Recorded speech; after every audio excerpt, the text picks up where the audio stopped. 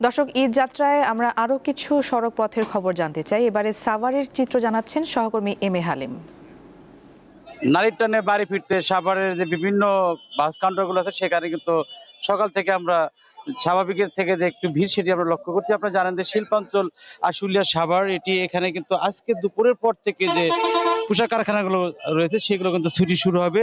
সেই হিসেবে ঢাকা জেলা পুলিশ বলছে যেমনটি যে আজকে দুপুরের পর থেকে মূলত এই সাভারের যেটি বাইপাইল, হেমাদপুর এবং নবীনগর সেখানে এই চাপগুলো বাড়বে। এছাড়া আজ সকাল থেকে আমরা দেখতে পেয়েছি মহাসড়কে যাত্রী এবং পরিবহনের চাপ থাকলেও সেটি স্বাভাবিকের তুলনায় একটু বেশি, এবং এই মুহূর্তে যেটি আমরা দেখতে পাচ্ছি যারা আগে ভাগে ছুটি হয়েছে তারা কিন্তু যাচ্ছে বাড়িতে। এছাড়া গতকাল রাতেও কিন্তু অনেকেই বাইরে চলে গেছে, এবং এবার জানেন যে দীর্ঘমেয়াদী একটি ছুটি হওয়ার কারণে কিন্তু ধাপে ধাপে মানুষ বাড়িতে ফিরছে। আজকে দুপুরের দিকেও এখানে আমরা জানতে পেরেছি ঢাকা জেলা পুলিশের যারা ঊর্ধ্বতন কর্মকর্তা রয়েছে তারা কিন্তু এই বাইপাইলে এখানে পরিদর্শনে আসবেন, এবং বাইপাইলের পরপর তারা চন্দ্রা যেখানে একটি মূল সমস্যা উত্তরবঙ্গের সেখানে তারা যাবেন। আপনারা জানেন যে এই মহাসড়কের যেটি রয়েছে এখানে কিন্তু প্রায় 20টি জেলার উত্তরবঙ্গের মানুষজন এই সড়ক দিয়ে যায়।